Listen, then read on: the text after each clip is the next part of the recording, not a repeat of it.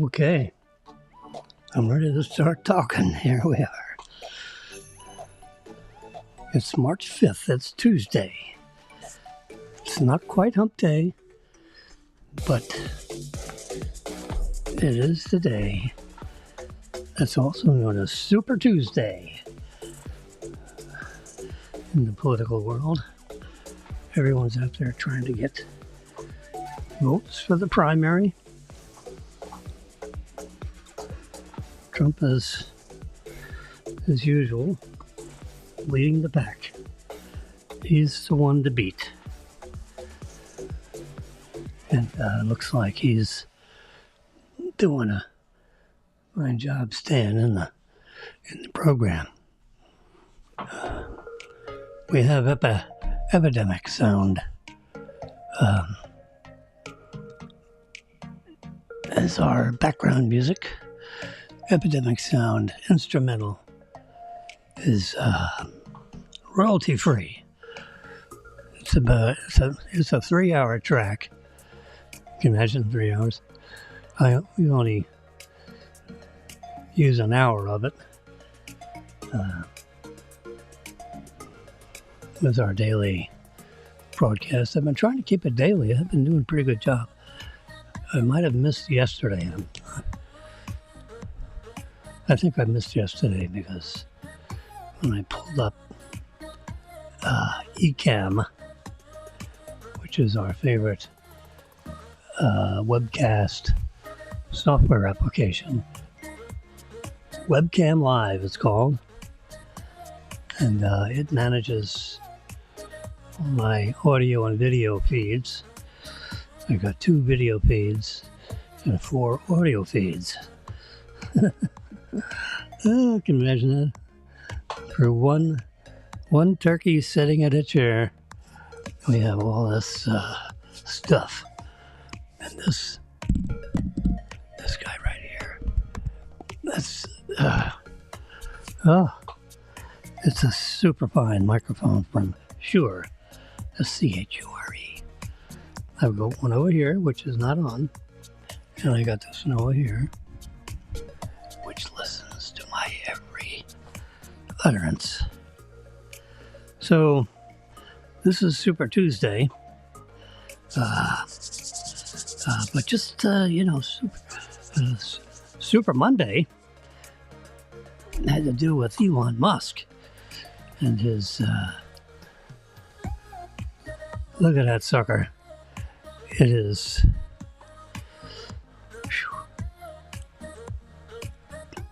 it's like 400 feet tall. It's like a 40-story office building. I think 16 feet in diameter. It weighs, they just loaded it up with with like 15 million pounds of fuel. Can you imagine? That's what's sitting on that stool. That thing right there is 15 million pounds. I mean, it looks, when you see it this way, it looks like, some little toy that you gave your kid. At least it was a toy that I had, But Elon Musk is building it's all out of stainless steel, of course.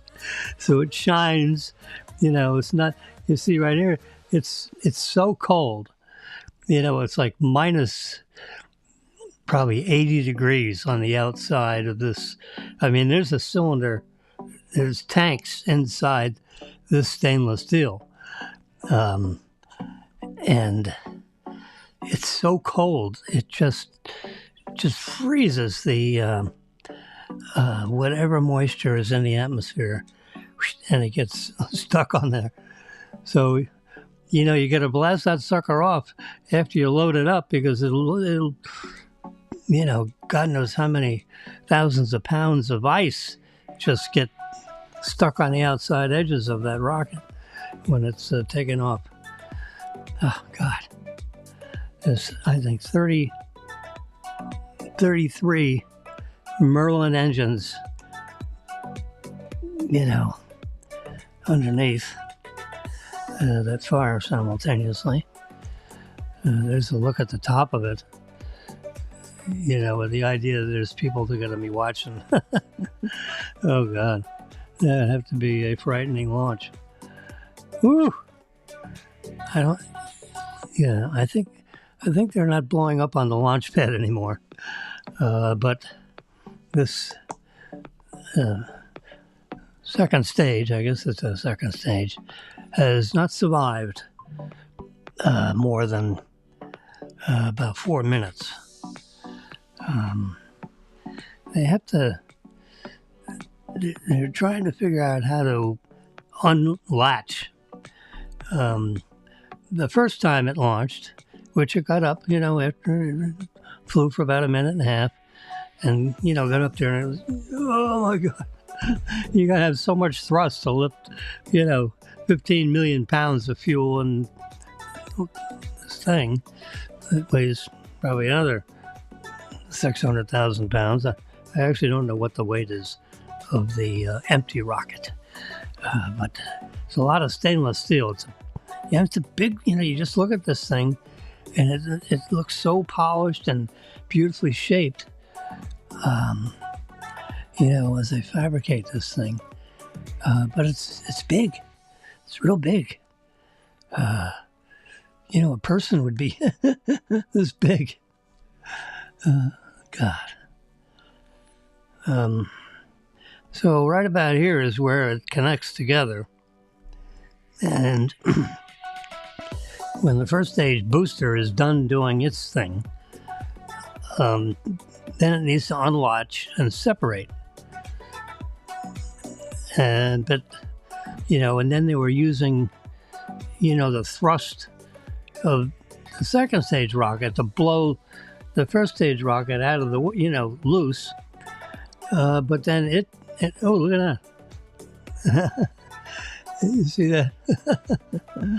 Oh, the magic of Apple and their software. I could just touch this right here, and that's the first stage. Let's do that again. And then I can hit copy. There we go. Anyway, there's another picture of it. But that's the trick. You see these doodads steer this big booster back to the launch pad somewhere. Actually back to this thing, and then with the idea that it's gonna that this thing is going to catch on this thing, and catch it as it, I mean, the software control is so precise. With these huge engines and big pieces, it'll be interesting to see if they can make that happen. But Elon Musk thinks, and the software people think they can steer it right there. So see what happens. That would be quite a spectacle. That would impress NASA big time. I mean, the fact that they can, land these boosters back on launch pad is just, it's hard to even believe that it's happening in front of your eyes. But anyway, today's the vote, Super Tuesday. There are 13 states, I think. So when it's your turn to vote, which is now, I think all the polling places are open. Maybe California opens soon. 11 a.m. Eastern. 10, 9, 8. Yeah, California should be open.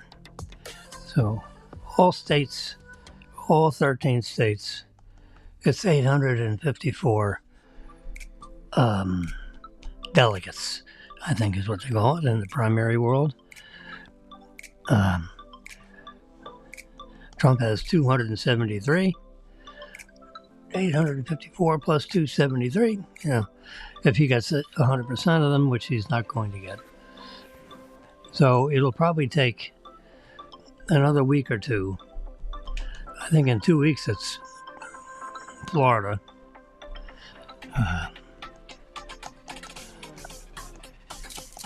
As a historical note, a couple of years ago,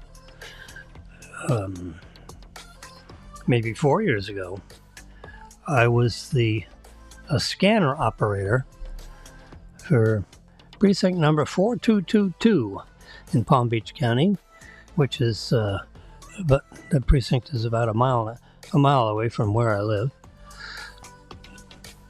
4222. Yep. And 4230, I think. There were two precincts and one physical location, and I managed both scanners.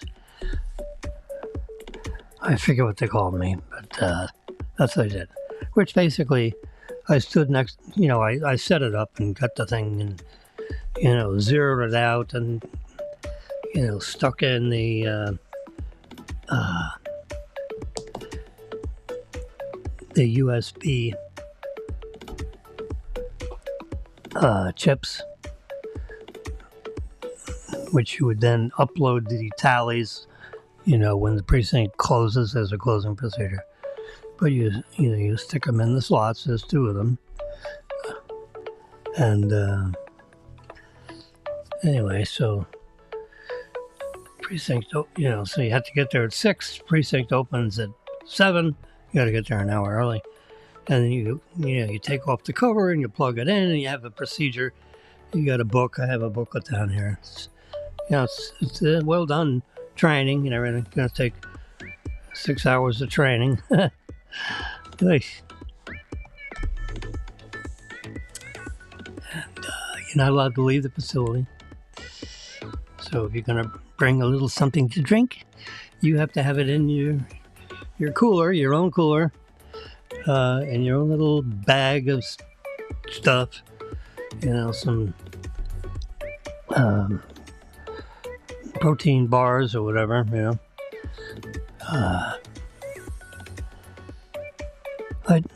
done that. So just for jollies, look at that. James Wilson, thank you for submitting your application to become an election worker. We will follow up with you with more information shortly. And there's my name and all that stuff. I don't think there's anything that's not already in the public record, except my registration number, which, there is, 4222 in the bottom. Assistant clerk. What the hell? Clerk is the head dog that manages the precinct. I could do that job. but they probably won't give it to me unless I'm an assistant clerk first. And I haven't actually done the assistant clerk. I actually did the assistant clerk job, but I wasn't paid for it. And they didn't know it because my clerk had no idea how to close out her stuff. The poor gal was given the clerk job because the clerk that was supposed to be there didn't show up. How about that? You're assigned and you're trained and you accepted a position and you're a no-show. So now the election department is in an uproar. Oh my God. Our clerk in 4222 is calling in sick. She's with her boyfriend, husband, whatever, and decided, you know what? I ain't getting up at 6 in the morning to do this. I was out all night dancing or something. God knows what. You know, you're dealing with the public. You never can tell. So this, whoever the clerk was supposed to be, she didn't show up, or he didn't show up. And then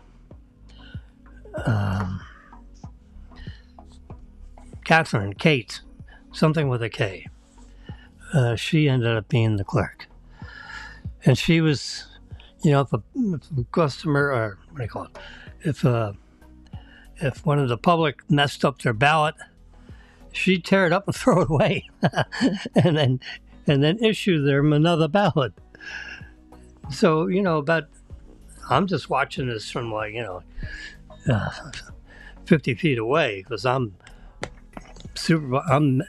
managing the scanners, and you know, you have a duty to make sure, and you got to stand right by the scanners because you don't want someone going in there and swiping ballot, you know, because there are ballots and things in there that you can't have people touching, and you can end up with, 50 people or so in the precinct, and they start floating around. You got to be there to make sure they don't float too far into your machines, so to speak. Anyway, so I finally, it died down, right before lunch or right at whatever. So I went over to this nice young lady and I said, "You can't be tearing up those ballots. Pretend they're $100 bills. You can't tear them up and throw them in the trash. You issued, like 1,000 ballots or whatever, how many ballots did they issue to you? It should have been a whole pack, and it should have said how many on the front." She said, "I think it was 1,000 ballot pack." I said, "So you open that up and you put them into piles, and these people hand them out when they register and all that." She said, "Yeah. And when they mess them up, you can't throw them away. They expect 1,000 ballots to come back. Some are going through my machines, which get stacked up and counted. And then you got ones that are, damaged in some way.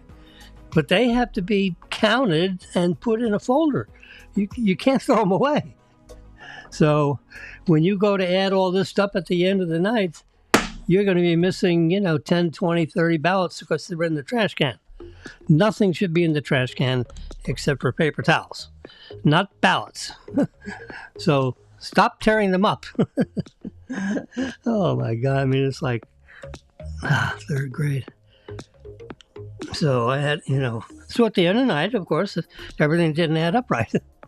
So she comes over and she says, "Jimmy, I think I have a problem." I said, "Oh yeah, what is that? They don't add up?" I said, "I bet you're short. You have to be short. If you're not short, we have real trouble." She said, "No, we're short." And I said, "Yeah, what, about 20? She said, "No, it was like 16. I said, "They're in the trash." That's, God. It's like kiddie school. So, they had people in they don't know what's going on. So, "Would you mind riding to me to FAU? I don't know where that is, and I don't know how to get it." I said, "I'll ride with you." "Yeah, but you have to ride in my car. You can't follow another car." "I'll ride. And then you bring me back to my car. I'll tell you exactly which way to turn and all that stuff. So, oh God. God help us. I said, so when we're all done, which was like 10:30, the thing closed at 7. But it took a few hours to, get out of there because nothing added up right. And I said, well, you got to go in the trash and pick them up.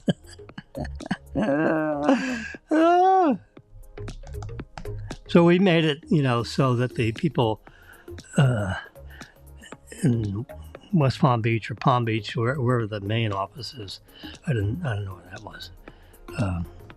But, they had trucks, and guards and all that stuff at FAU. And, when we hand over this material, this is like guarded stuff. It's the official election stuff. So, they're armed guards, state police all over the place. I'm surprised they didn't have, that kind of protection in the voting place itself. Because I think we were just naked there, anyway.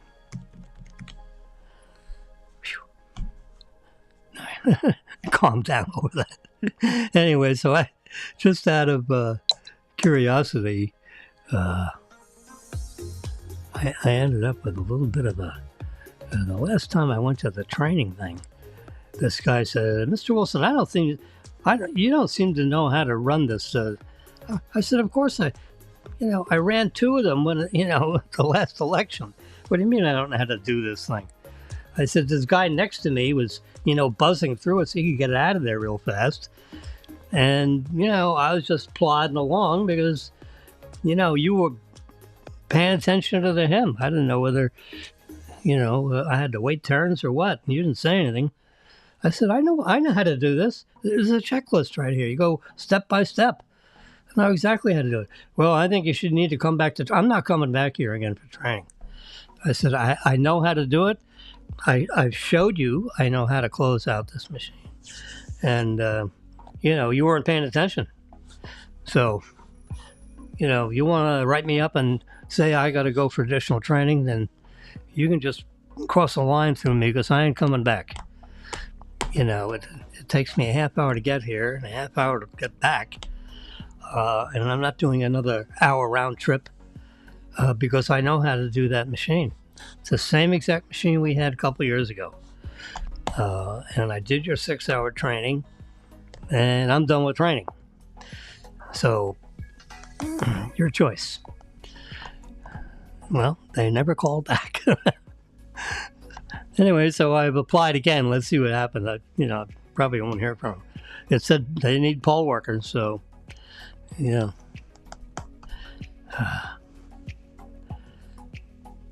I'm not driving to Okeechobee, to fill some spot up there in the Crocodile, the Alligator Alley. No. I taught high school math in Okeechobee, so I know exactly where Okeechobee is. It's an hour away from here. Beeline Highway. And they have bugs that are really big out in the middle of that Everglades. I mean, when you run over them with your car, it goes glump, glump. Yeah, boy. I run over rattlesnakes, and that's like a speed bump. Those things are muscular little boogers. And they're big. They're big around, about, the diameter of a nice cantaloupe melon. You can visualize that.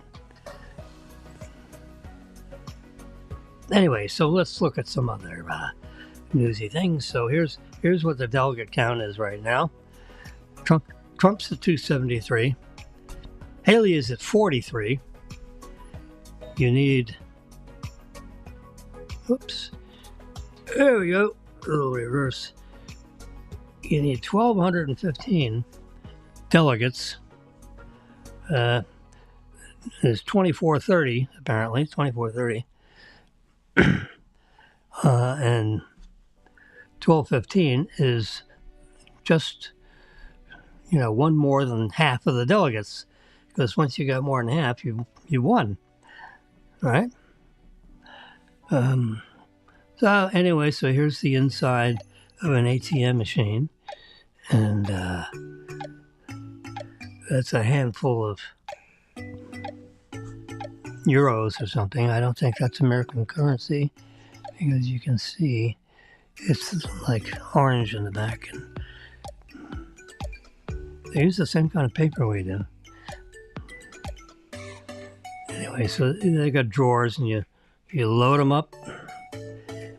You can see where the straps were, by the indentations of where they counted. It's like 60 or 80,000 in a drawer, depending on whether they're 20. Well, it's almost all 20s now. I don't think they put 10s in there anymore. They might. I think the TD Bank has 5s, 10s, and 20s. You can actually dispense $5 bills out of them. Some ATMs, all you get's 20s. All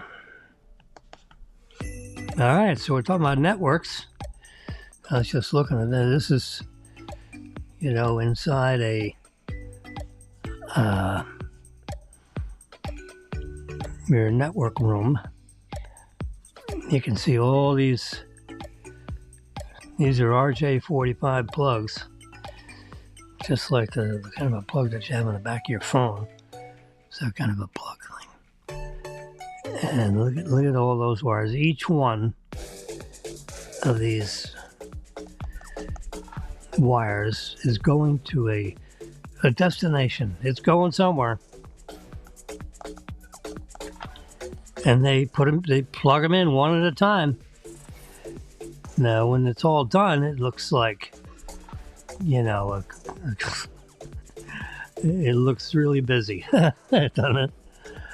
But, I used to, put this stuff together, and when you start out, you have this big panel, and all these panels are numbered.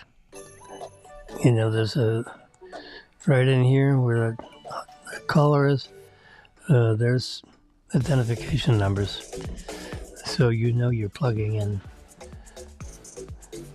wire A into board A into socket A.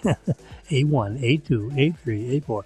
1, 2, 3, 4, 5, 6, 7, 8, 9, 10. There's 10 across. Yep, 10 across. And you got 20, 40, 60, 80. There's 80 in this little quadrant right here. There's 80 wires. But 10 at a time. Then they go up through here, and they're going up, to another level, to God knows where, another server connection. It has a place to go. And it's feeding a signal to another stack of computers. I have at 4161100.com. Let's see if I have. There it is, right here. You see this. There you go. Let me go back and. It's next to Netflix. So you see the big N, and then you see the YouTube. I'm right between Netflix and YouTube, and right above Ameritrade. You can see I'm shaking it. It has a picture of looks like a camera on a tripod, just like the picture I have on this microphone right here. You see that picture right there? Of course, it's a little upside down. Rotating that around. See that? Turn the lights up a little brighter. Let's see if this helps. Yeah, that helps a little bit. Whoops. That helps a little bit. That helps even more. You can see that right there. And then you can look at the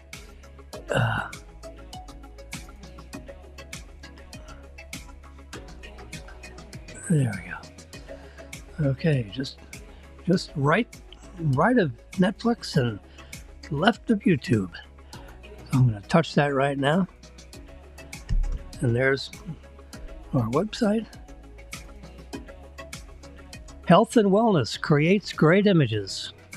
I've had that tagline on there for 20 years. There's one of my favorite polo shots right there, where both of those mallets with the flexibility of that cane and wrapped around each other when they're trying to get the polo ball, which is an interesting material. I came here because I wanted to show you this right here. Look at that. 26,417,000 page visits. Can you imagine? That's our visitor counter since 2005. Now, in case you think this doesn't count, see it's 7050 is the last four digits. Now, if I go back to here and reload that, and I come back down here, it's not going to say 705, it's going to say 7051. So it counted up one. So this counter counts. And there are, other people on this site right now. And if we just keep chatting around here, see 1990 to 2024. That's 24 years. Wow. Unbelievable. That's just for the copyright stuff. Here's a little, it's my bio, my public bio. Jim Wilson, principal, licensed real estate broker engaged in the design, development, and property management of major real estate projects in South Florida, with offices in Boca Raton, Florida. I'm currently licensed as a Florida real estate broker. There's my license number. With several decades of commercial banking experience. Our debt and equity teams closed hundreds of major real properties, ranging from $10 million to $115 million in transaction size, including landmarks such as Joe Robbie Stadium. I financed Joe Robbie Stadium in 1983 while I was at Southeast Bank. We had a $115 million construction loan. The general contractor was Hoover Hunt Nichols, architect. HOK Sports. The project manager was George A. Fuller Company. Joe Robbie Stadium, 75,000 seats, 24,000 cars, parking lots. Can you imagine? I mean, we had pavement up our gazoos, 24,000 parking spaces, all 10 feet wide and 22 feet, long. All lined up. It was thousands of gallons of paint just to paint the white lines. It's situated on 140 acres in northwest Dade County. I mean, the very, very northwest corner. The stadium, at this time when I wrote this, which I didn't actually date this, but when I wrote it, they had 5 Super Bowls.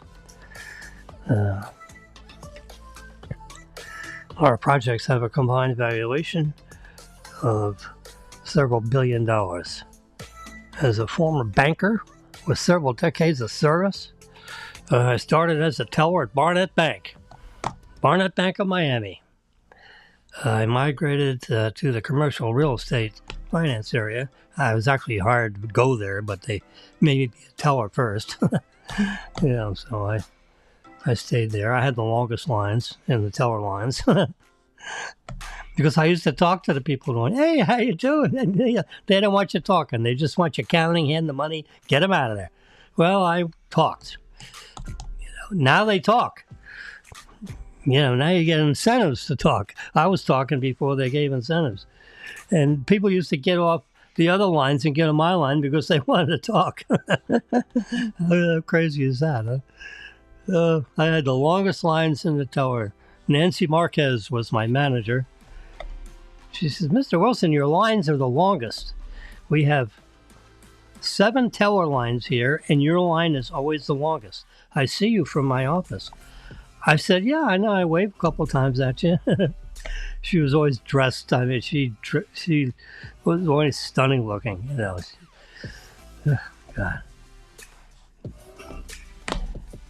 Her skirt and her handbag and her shoes all had the same, material. It seemed like, all very top end stuff. You could tell.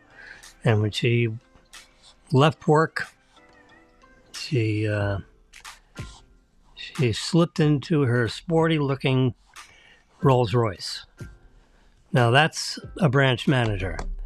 When you leave Brickell Avenue in your Rolls Royce and you manage Barnett Bank of Miami's largest branch. That's a story. I mean, gee, that should be on the cover of some magazine back 50 years ago. She was a very nice lady. She's, I'd say she was probably 45 or 50 when I was like 27 or something. Anyway.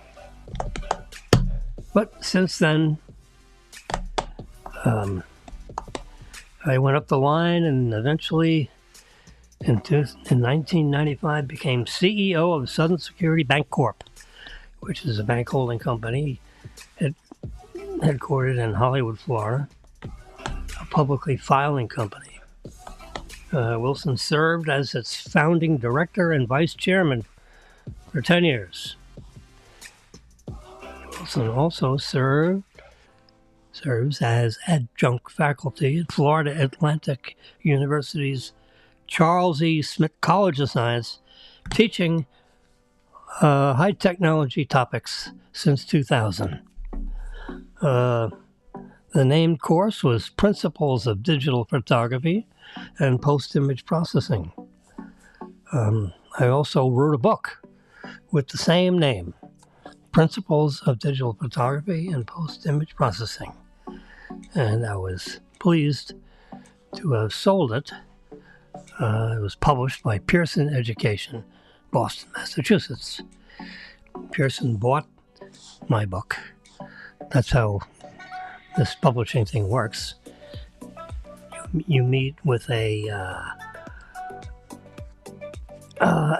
what is known as an acquisitions editor.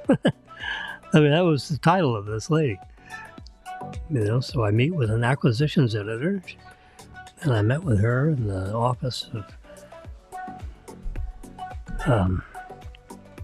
the head of the department in the Earth Sciences area in the College E. Smith College of Science, John Harlan, who was gracious enough to introduce me to this lady who was the acquisitions editor for, like the southeastern United States for Pearson Education, which is the largest the most prestigious educational publisher, one of the most in the world, actually.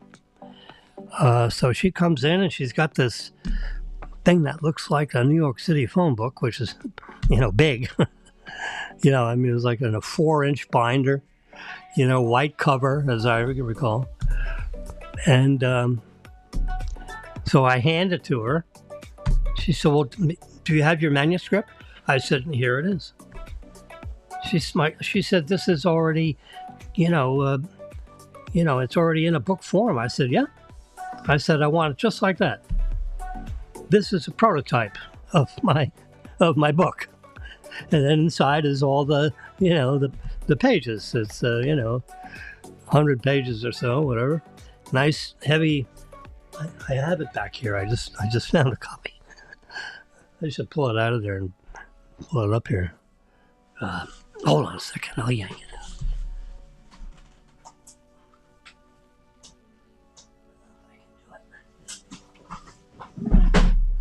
Crashing and banging. Okay. All right. I mean, this is. I'm proud of this. This is what I gave to her. This is my copy. I made 3 of them.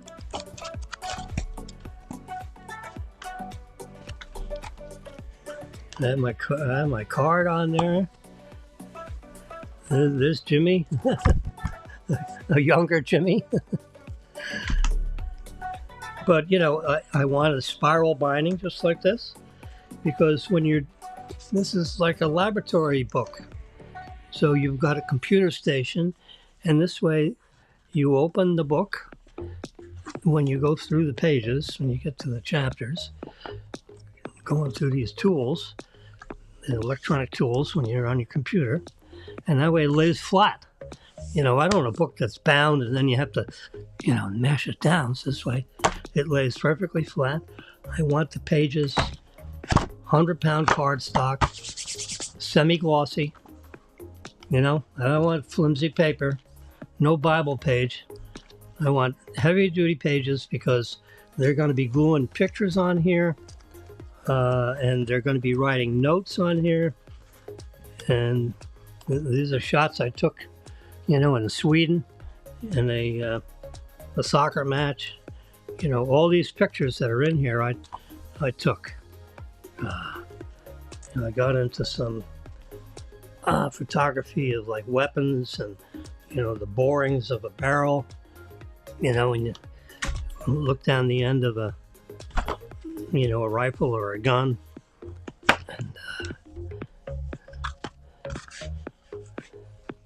And it was an exercise in layers and moving cards around. You had 5 different layers. You do one layer on top of another, and then you can arrange the card. It was really pretty good. I was kind of proud of this thing. And here I took a golf ball and put a logo on the golf ball. If you were going to. Yep. So here's the result. There's a logo on a golf ball. Well, it started out on the earlier page like this. You had a logo on a golf ball, and then you put the logo on, and then you did use tools to get that logo put around that golf ball so it looked like it was. And they pull it right out of. Hey, look how that looks. Pretty nifty. That's sorry, Bob. Yeah. All these tools work.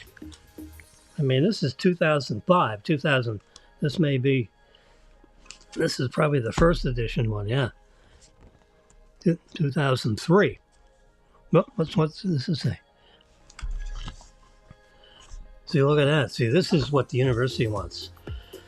Principles of Digital Writing, James Wilson, Valley, Florida Atlantic University, Center for Geoscience Information, Department of Geography. Blah, blah, blah. This is what they want. They want all their faculty to be published authors. And they want their name in the publication. So I was on I have the record for the fastest published work as a faculty member, because the acquisition editor bought this 17 days after I became adjunct faculty. Harlan told me, he says you are the fastest published author in the history of Florida Atlantic University. I said, well, hey, marvelous. Thank you, John. That was, took me about 700 hours to write this, to put this together. 700 hours. See, there's Pearson Education. There's proof. And there's their ISBN number. See, so they actually buy your work, and then they give you royalties based on the book sales, and like a 15% royalty, which is the highest they pay. That's the biggest. Harlan told me. He says, "Go for 15%. That's the biggest they pay." I mean, he was in the book writing business for like 30 years. He said, "Jimmy, go for 15%."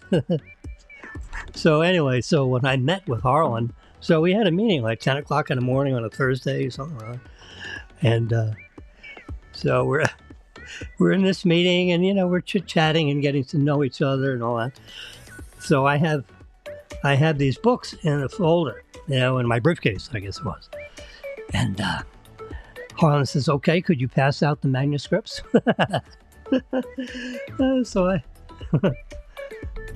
So I hand her one, and I hand Harlan one, and then I hand myself one. So we all had the same exact thing. I made 3 of them. I went down to Kinko's and I had these things all printed up. I made sure they were perfect, exactly the way I wanted. And I said, it was Dr. Harlan. So I said, "Dr. Harlan, this is," and this, whatever her name was, I said, this is the book I'd like you to publish." She said, This is the book. It's all done." I said, "Well, of course it's all done. How else would I give it to you?" She said, "Well, I usually get it, like clipped together in a folder, and there's handwriting all over it." I said, "No, this is it. But yeah, this is publisher ready." All you got to do is I have a 100, I think it was 150 megabyte PDF file, which I'll, you tell me where to upload it, and it's all camera ready stuff, just exactly like this book. I said, the reason why I have it in this, number one, I had to show you something because we're having a meeting here, and I want it just like this. I want it on this paper. I want it on this gauge paper, like 100-pound cardstock, semi-glossy, both sides. And then I want it bound, spiral bound, just like I have here. And she said, "That's not a problem." I said, "Well, good." And so then she opens up this 4-inch. She said, "Well, let me just look it up and see if it's unique." I said, "See if it's unique? Really?" I promise you, I didn't copy it. She said, "No, I don't mean that." She said, "I have to, I look up the content and the titles to see if we've published anything like this in the history of, this is a list of every book we've published since the beginning of time. And they're all in here, tens of thousands of books from authors all over the planet, mostly domestic. So let me just look up a few index words here. And, so she looked up the title. There was no title like it. She looked up the content. She got at the table of contents, she could see the type of content. So she looked that up, and she went to, index through her 3-ring binder to see. She said, "Mr. Wilson, this appears to be a unique product. I will be able to, I have a few more things I have to do, on my own when, I get back to my office. But I think we'll have a contract in your hands within about 2 weeks." I said, "That's very nice. The royalty rate would be 15%, correct?" She said, "That'll be fine. I'll write that down." I didn't leave it up for debate. I just said the royalty rate will be 15%. Is that correct? That was the end of that. I mean, that was pretty quick negotiations. 10 days later, I got, 2, contracts. It was actually, FedEx to me. I had to sign it, give it back to them. And then they started printing it. And of course, they printed it wrong. It was all, on the wrong stock and all this stuff. Jeez. I said, "You're going to have to print them again. You got them on the wrong. You didn't do it, the way I handed it to you. What's wrong with it?" And I told her. She said, "All right, we'll redo it." I said, "Well, send me a bunch of these dead ones, because we can't put these in the bookstore. But, I can hand them out like in the class if people leave their books home, and I'll collect them back, and I'll just have, I wouldn't mind having 20 or 30 of these things just to keep in my office in case people leave their books home and they need them in the class, because this is a classroom kind of a book thing. And they had them in the bookstore. I took pictures of it in the bookstore. It was it was pretty cool, 2003, 4, 5, 6, 7, 8, 9, somewhere around there. And now, digital photography is like chopped liver. But in 2003, when you go back 21 years ago, it was pretty unique, and people really interested in how can they do this digital photography thing. A lot of, people, let's say 40, 50 years. I've had some doctors in there that are interested in the, more of a hobby interest. But I had a heart surgeon that was in one of my first classes, and he was, you could tell he was a sharp knife in the drawer. He picked up, what I was talking about right away. Because when we did these laboratory exercises, I'd talk for, it was like a 3-hour class. So the first 30, 45 minutes, I'd talk, and generally about the class. Although I usually had about a 5-minute monologue in the front just to wake everybody up. It was like a night class, mostly in the nighttime, sometime in the afternoon. But most people, I gave them the choice, and whenever the room was available, the computer room was available, I'd teach. But most time it was night because people would work. They're all working, so after they'd come in after work. And, it was like 6:30 to 9:30, 6:30 to 10, with 20 minutes break in the middle. And then some of the students said, can you cut back on the break and let us out a little earlier? I said, yep, we can do that. So instead of a half-hour break, we had a 15-minute break. And then they could get out of class 15 minutes earlier. I said, sure, absolutely. Give you a little advance time to get home. It's nice when you got your own thing going, and if all the students agreed, I said, all right, that'll be official. We'll have 15-minute breaks, and we'll get out at 10:15 instead of 10:30, or not. I think it was 9:15 instead of 9:30. It was 6:30 to 9:30, a 15-minute break. It was very good, because it wasn't all lecture. It was, like I say, about 20, 30 minutes of yakking in the front. Talk about the chapter, talk about the technique. I would do exactly what they're going to do first. And I said, all you people have hands on the deck. I want to see hands on the desktop. Okay? Not on the keyboard. I want your hands on the desk. Because you're not going to do anything. You're just going to watch me. And I'm going to go through this step by step. I'm going to explain it. And I'm going to be talking while I'm doing. And you're just going to, don't worry about taking notes. The book has copious notes I've already written down for you in the book. You don't have to write a thing down. We're going to do this 3 times, by the way. The first time, hands are on the desk, and I would do this with my fingers. I had a big computer screen and all that, and you get all these students looking down. I said, hands on the desk. I'm going to be looking around, and I'd go through whatever I was going to talk about. And I said, okay, after I finish, then you can lift your hands off the desk. And it'd take me like 10 minutes to go through everything that we're going to do for that evening. And then I said, the second time, we're going to go through it together.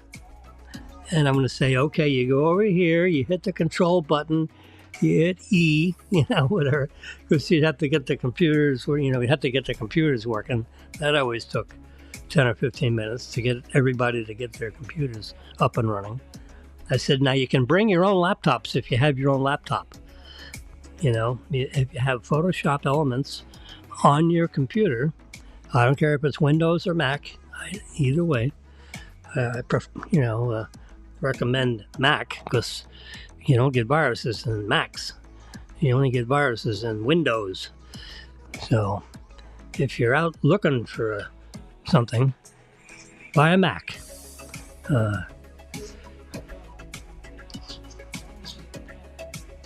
So some of them did. Some of them already had Macs.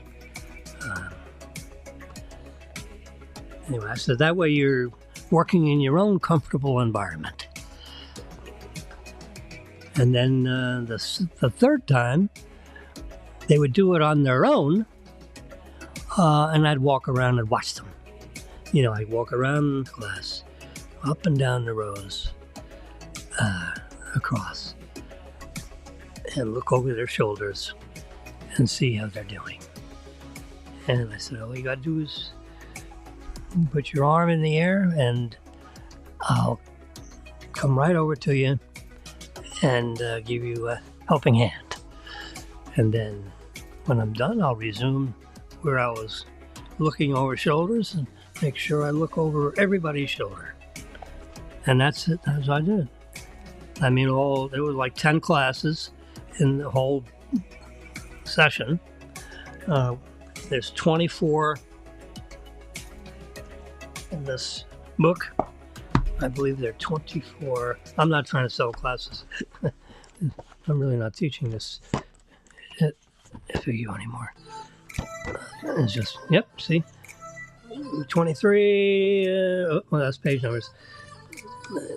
24.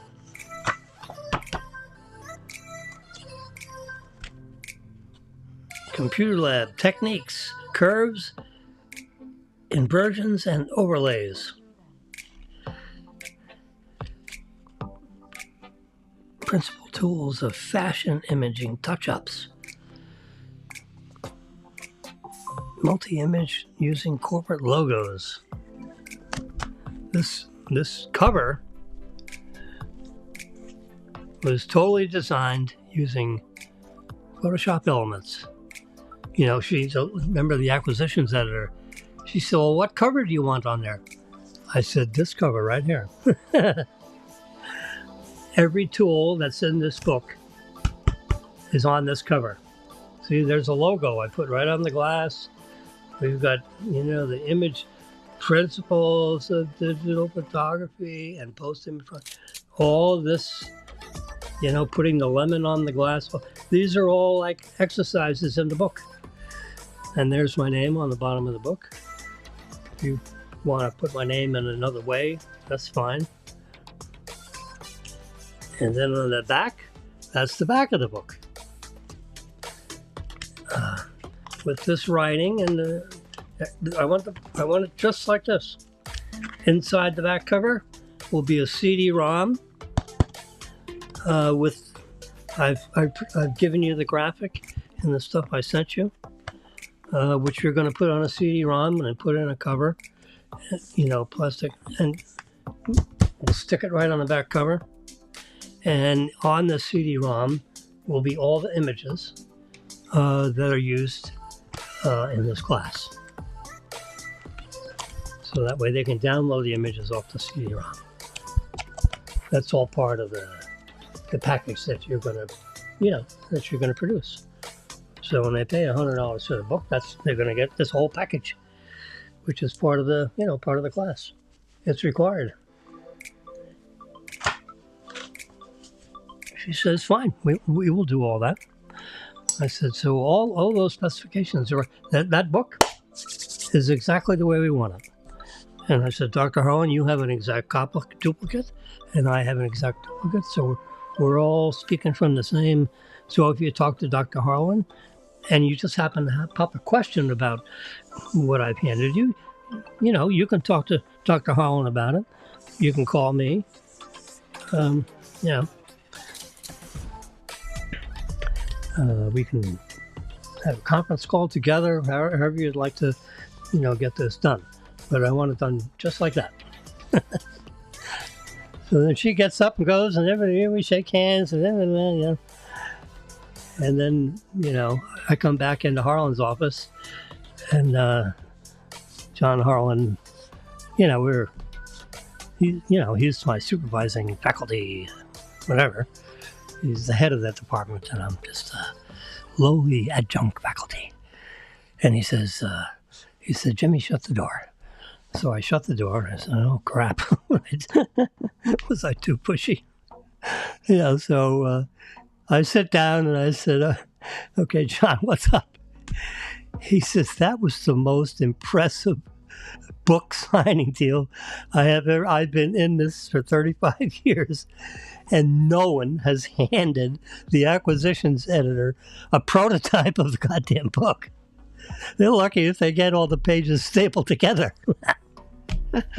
I said, well, I figured, how else would you do it? I just did it the way, I made it the way I'd want to receive it. And if I could get my authors to do this, you're in like Flynn. And of course, I wanted the spiral binding, so that was what I was trying to demonstrate there. If any other kind of binding, I wouldn't be able to do. Of course, maybe a Kinko's good, but I can only get to about 1.5 inches thick, and then I run out of ability. He said, yeah, that was. He said, that this meeting is going to be riveted all through Pearson Education. They're going to say, do you realize you want to see the meeting I just had down in Boca Raton with this goddamn Wilson character down there at FAU? You gave me a prototype of a book. I'm sure it's never happened before in the history of the whole company. Gee. I said, well, good. Then she won't forget me. Oh, no. I promise you, she's not going to forget you. I sent up another one, in 2007. Second edition. She didn't even bother coming down. She said, "What? Just send me the revised." I said, yeah, I'll send you another prototype. Where do you want the FedEx to be delivered? Oh, God. Life is short. But anyway, that was fun. I mean, it was a lot of work putting that together, and that had it all written out in a what do you call it? It was called Word Perfect, my satellite software. I got that right. So you had word processor. I was trying to think of what that was. So you type all this stuff out, and I put the pictures over here and the text over there, but I used all the tools in Word Perfect to create this book. And it was I remember the file was about 150 million bytes as a very 600 dot per inch, because you got to get the pictures so they look good. I flew all over Europe, with photographing those images. So I wanted high quality printing, so everything was in 600 dot per inch, which is pretty high quality printing. They're 25 years ago. So that's my book story. I never got to what I wanted to talk about. But anyway, so we'll tomorrow, we'll talk about the results of Super Tuesday. Oops, sorry. I banged into the microphone here. This is a fabulous piece of electronics. I mean, it's amazing. The Shure company produces. It's got a nice big old heavy duty wire. I mean, I wired this up like a real studio. I did this a long time ago for Alvy West, who was a renowned NBC, among other things, but he wrote all kinds of music for NBC. There's a lot of music between, like between segments and news segments between different channels. I remember the Fall Film Festival, and then, so he'd write jingles, he'd write music. He was, a saxophone player. He played all kinds of instruments. So he wanted a studio in his basement of his house. He lived right across the street from me. And I said, he's like, Johnny West's father. So Johnny and I were like buddies, we're like 13 or 14 years old. And Mr. West gets me aside and he said, it seemed like I know that you're technically oriented. And I said, that's correct, Mr. West. He said, I want to wire up my basement as a sound studio. Can you do that? I said, well, of course. What's your budget? I'm like 13. He looks at me and says, what's my budget? He says, I don't really know. What do you think it will cost? And I said, will 2 8-track Revox tape recorders, will that do it for you as far as recording equipment? This is a very high quality recording, and you can do 8 tracks on a tape, and you have two of them, so you can move music from this one to that one and so forth. And have your 8-channel over here, and you can have 4-channel over here, and you can copy when you finish this. You can copy it over to smaller reels over here to give out to like NBC or whoever you're going to hand this stuff over to. He said, yeah, let's go with 2 recorders. And I said, okay, well, I'll figure out the mixers and all that and the wiring, and I'll give you a budget. He says, preliminarily, can you let me know what that'll be, like soon? I said, yeah, it'll be about $50,000. He said, you just pulled that out of your head? He said, yeah, I've got it figured out. It'll be about $50,000. And that includes the wires and all the connectors. It doesn't include any labor, which, of course, I'll do that myself. So you can figure out what to pay me when we get it all assembled. Then you can decide how much you want to give me to have put this all together for you. And it'll take me, about a month. It'll take at least 2 weeks to order and receive the equipment. You'll have to give me cash or, credit cards. And, order it in. It'll come in from basically New York City is the main supplier of this equipment. I'll buy the stuff, in the locally. So if we have any issues, we can, get returns or exchanges if that's necessary. I said, but the soundboards, recorders, the cables, the connectors, all that stuff, I have the soldering iron and solder and stuff like that, so shouldn't be too much of that, because most of the cables I'm going to buy are all pre-assembled. So, they'll all be up to tested with factory specifications, so we know because we don't want to have hum in the lines. So we have to make sure all these cables are insulated properly, so all the AC current you got floating around here in the basement doesn't get into your music, because it has to be pure and clean. He said, yes, that's exactly.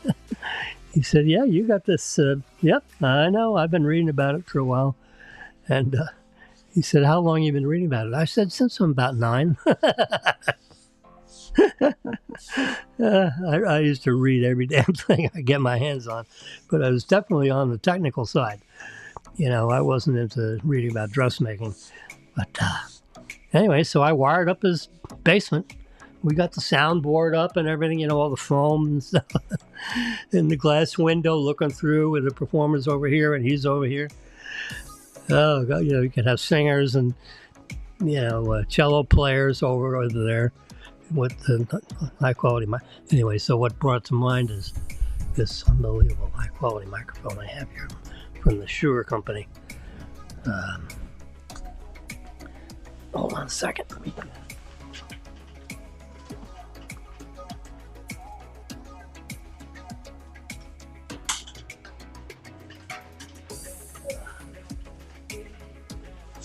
Here it is.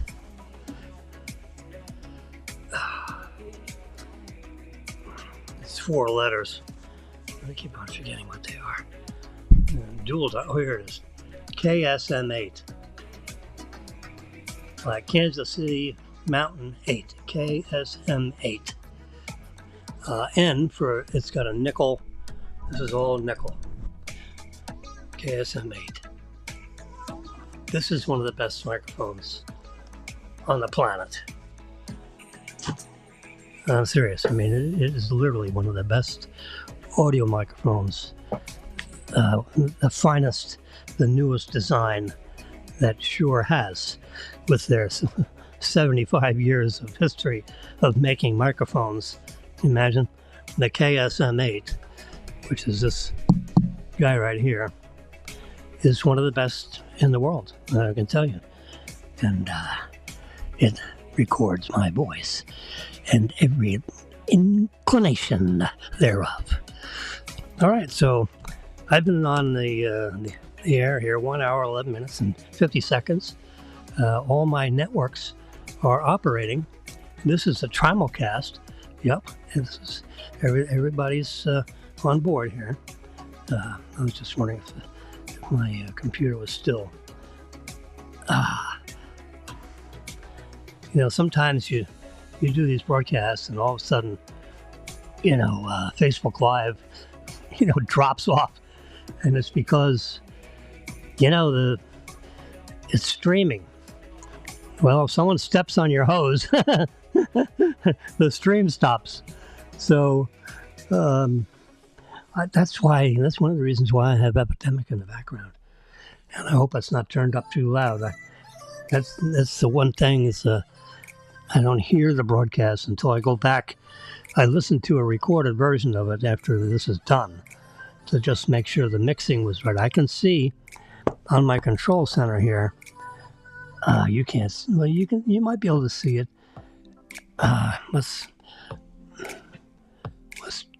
change this to a different view.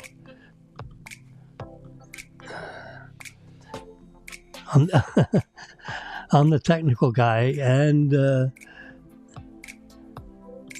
yes, let's go there. All right, let me try that again. I'm trying to get rid of. All right, well, if I click this, there we go.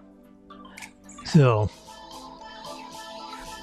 you see down here that green that goes this way, that is the volume level of the combination of Epidemic sound, instrumental, royalty-free music, and Jimmy's voice. And you just want it breaking into the yellow on peaks. Like, Now I can turn the music up and me down. Look how nice that music sounds.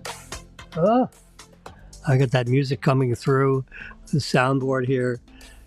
Rather than having it just come out of speakers and then going into the microphone, I've got a direct line. This line right here is Epidemic sound, and that cycles through back into this green line, which I can increase and decrease.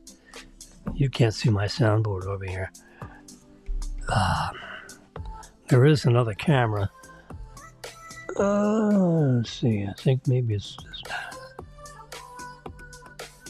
No, that ain't it. Not too sure. It knocked me off. Let's try this one. It has a little camera button going. Oh, that's my phone. All right, let's do that. Can we see?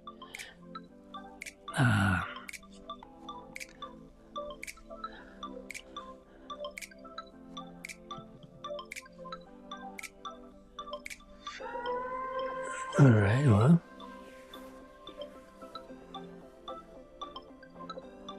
Why isn't my phone showing an image? Is it showing an? Oh, it is showing an image. Dummy. There we go. Oh my God, look at that. I mean, this is the iPhone 15. I mean, this is a thing of beauty. Look at that. See, that's my soundboard. Let's turn off this light. Yeah, so you can see that. Let me turn this down. Whoops, a little too far. There we go. You see that? It's all lighted. All right. So this is the different sound bars. You can see this graphic. That's the microphone, and there's Epidemic is on channel 4. This microphone's on channel 1. So the slider works channel 4. I mean, it's very easy to operate. It's just you just have to read the book to figure out how to wire it up. But, yeah, it's like a little electric. See, and there's my microphone. Look at that! Oh boy, is that a thing of beauty! Oh, this thing right here. There's KSM8. Look at this! I made this little thing to put on a microphone, just like just like the real boys.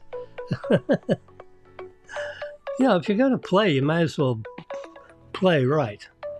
There we go. Yeah.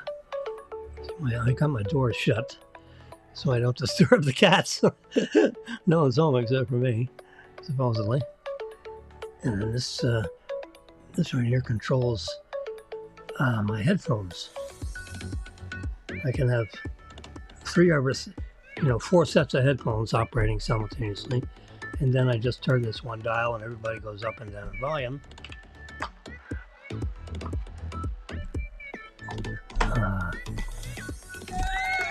Yeah, there's my applause.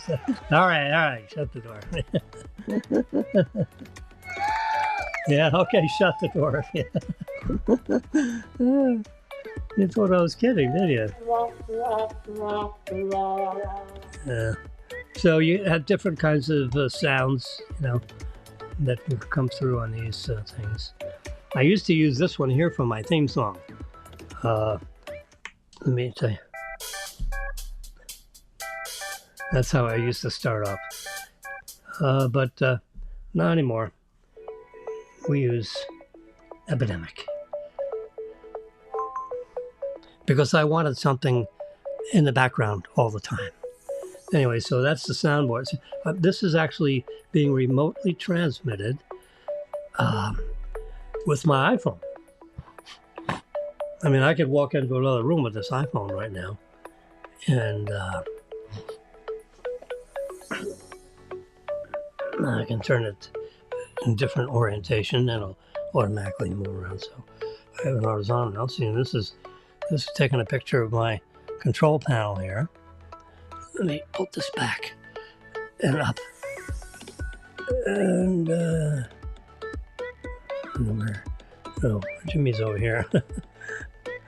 So you can see my hand and the screen and the things I have to do while I'm chatting to get, let's see, so if I want, that, you have to, which that's picking up off this iPad to pick up the date and the day and the date. And here's the other view, which is my standard view. You see my clock over here. Outdoor temperature, indoor temperature is 66. A little chilly in the studio thing. I got this little studio. It's, 3 feet by 6 feet. I got 18 square feet is my studio. But it's the heck. So you can see I'm in my library here. And there's my lighting. This Oops, I just left this camera up. There's my KSM-8 microphone. Look how gorgeous that thing is. That's a thing of beauty. And this iPhone is picking up. It's so nice. The autofocus is really, look how nice that is. I mean, it's sharp and clear. On air. Marilyn got me a Tesla parking sign. They're trying to get us to turn in the car early. And the paperwork isn't coming in right. It's all electronic, you know, so you gotta talk to somebody on text message. Can you imagine? There's no dealers. There is no dealership, so you're dealing with somebody in Fremont, California on a text message. Anyway, so I'm showing you around my room here. Everything is pretty clean. This is my warm tea in a thermos so it stays warm in this chilly room. And this is a thing of beauty. It's a MacBook Air 15-inch, the latest model of the 15-inch MacBook Air, and it is marvelous. It handles all this through this processor and stuff. Auto charging. I got all these ports are full up, and then that wire comes across here and fills up this backup disk, and it backs up. I mean, it takes about, you want to put this exact setup on another computer. This time machine backup that Apple has is just, it puts the operating system in, it brings everything in perfect shape. It's like 1,200,000 files for this setup. I counted the files as a counter, and I just noticed it. It's 1,200,000 and something thousand files. The fact that it was 1,000,000 something actually startled me. All the files that operate. And you just push a button, it turns on. You push another button, it turns on. With Windows, you got it takes you 5 minutes to shut the machine off. When you touch the off button on this, it's just off. You just fold the lid down, it goes off. Oh, God. The Apple stuff is so good. There's another Shure microphone right here. Backup for backup sound. This is the S55. I've had this for 45 years. This little bugger right here. It's one of the best dynamic microphones you can get until the KSM-8. This is the one you put on the boom, and the wire runs all the way down there in the back. And there's a bunch of wires here. I can turn my light up and just give you a little tour. Like I got black napkins and things covering it up, but you see right here, it's behind these black napkins is a bunch of wires. And let's see if I go, yeah. So you see the wire? We can go, I don't know how deep we can go in there, but there's a lot of wiring back there. And I just cover it up with black napkins and things, because who wants to see wires? I don't even want to see the wires, and I put the wires in. But there's lots of wires. Yeah. All right. The timer says 1 hour and 24 minutes. This is a record time. I think this is my longest broadcast. But, I took an hour to tell you about my class and my book. And then, all right, disconnected. Disconnected. There we go. My phone just went disconnected from the system. We don't need my phone anymore. And audio. The audio is here. Yeah. KSM-8. they call it a duodyne. They have like 2 different baffles in there that reflect the sound. It's frequency adjusted, so the distance of the baffling makes it so that it cancels noise from the back and the sides, because it's a cardioid microphone, which means the sound comes in from the front, not from the back. You don't want, I clip my fingers back here, you can't hear them, but you click them here and you can hear them, but you can't hear them back here. A little bit, but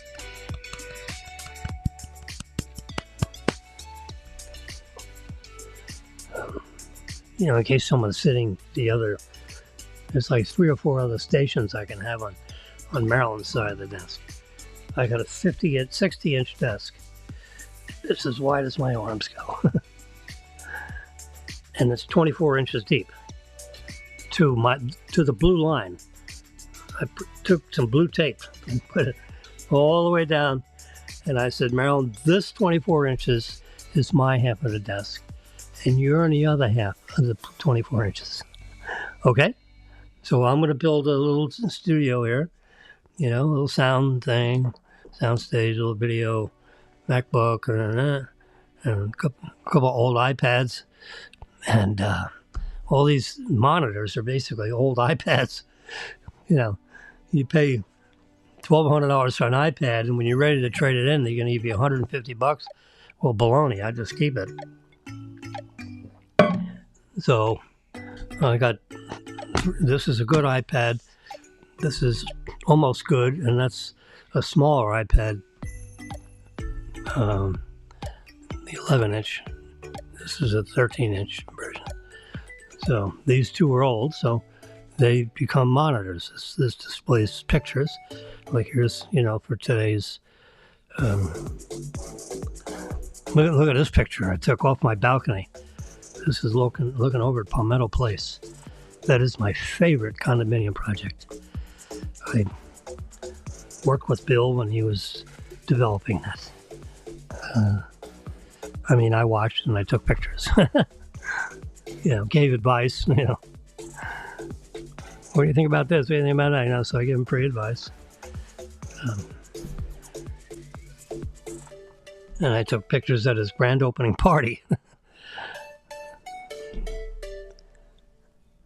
So that's the story there, my favorite. There's a date. It's March 5th. It's a Tuesday. It's called Super Tuesday. There's, I think, 13 states that are voting today for the Republican primary, to see who's going to be running against Joe Biden, our current president. So tonight is going to be Super Tuesday stuff, at least all, with Newsmax, Fox News Channel, is, from 7 p.m. is got special, all their favorite news people are flying into somewhere. I don't know where. Whether they're coming into New York or they have it. No, yeah, I think they're doing it in New York City because the studio for the 5, they moved all their stuff out and they're setting that up right now with the whatever the studio configure. They got all these big panels and stuff they store, and it's all very assembled logistically, so they can reassemble it in different shapes and sizes to make it look like a whole different studio thing. Anyway, they're setting up a studio arrangement in New York City.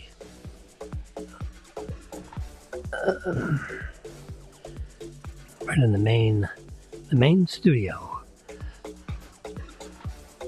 downtown Manhattan. And I'm going to see you, about the same time, probably 11 o'clock tomorrow morning. Tomorrow is Wednesday. About 11:30. I'll be back on the air. And so you all have a nice afternoon, and we'll see you tomorrow.